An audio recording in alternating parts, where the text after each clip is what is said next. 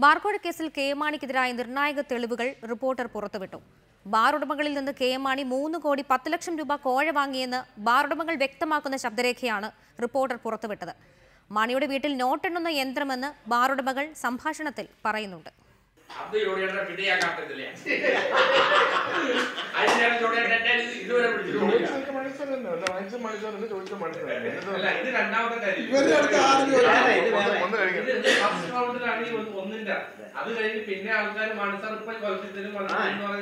December 31 കൊച്ചിയിൽ ചേർന്ന bar association governing committee യോഗത്തിലെ സംഭാഷണത്തിന്റെ ശബ്ദരേഖയാണ് റിപ്പോർട്ടർ പുറത്തുവിട്ടത്.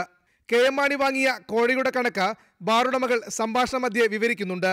ആദ്യം പൂട്ടിയ 418 ബാറുകൾ തുറക്കാനായി കെ എം മാണി 1 കോടി രൂപ വാങ്ങി. പിന്നീട് അടച്ചിട്ട 418 ബാറുകൾ തുറക്കാതിരിക്കാൻ പ്രവർത്തിക്കുന്ന 312 ബാറുടമകൾ 2 കോടി രൂപ കൊടുത്തു.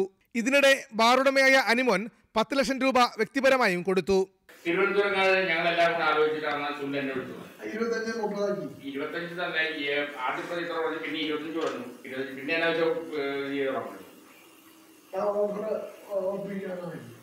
നെടുമ്പാശ്ശേരിയിൽ വെച്ചാണ് ബാറുടമകളായ എലഗൻസ് ബിനോയും ജോമോനും മാണിക്ക് 2 കോടി രൂപ നൽകിയത്. 418 ബാറുകൾ പൂട്ടിയപ്പോൾ കച്ചവടം കൂടിയ 312 ബാറുകാരാണ് ഈ പണം കൊടുത്തത്. പ്രശ്നം പരിഹരിക്കാൻ 35 കോടി രൂപ നൽകാമെന്നാണ് ബാറുടമകളിൽ ഉണ്ടായ ധാരണ. 418 ഹോട്ടലുകൾ തുറക്കാതിരിക്കാൻ വേണ്ടി 5 കോടി രൂപ മാണി സാറിന് ഓഫർ ചെയ്തിട്ട് എത്രയോ കാശ് കൊടുത്തു. അത് ബിനോയിയാണോ? ബിനോയിയാണെന്നോ? ഞാൻ പറഞ്ഞ അത് കാണിച്ചെങ്കിൽ ചന്തയിലെ അടിയാണെന്ന് പറഞ്ഞു.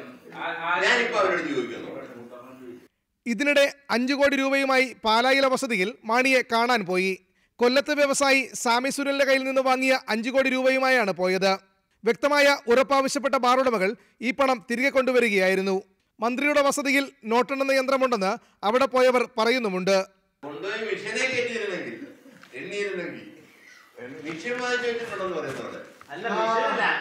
അന്നേരം പിന്നെ ബിജു പറഞ്ഞിട്ട് അനുഭവം പറയേണ്ടി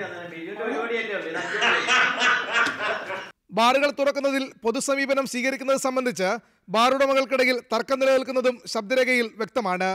ന്യൂസ് ഡെസ്ക് റിപ്പോർട്ടർ.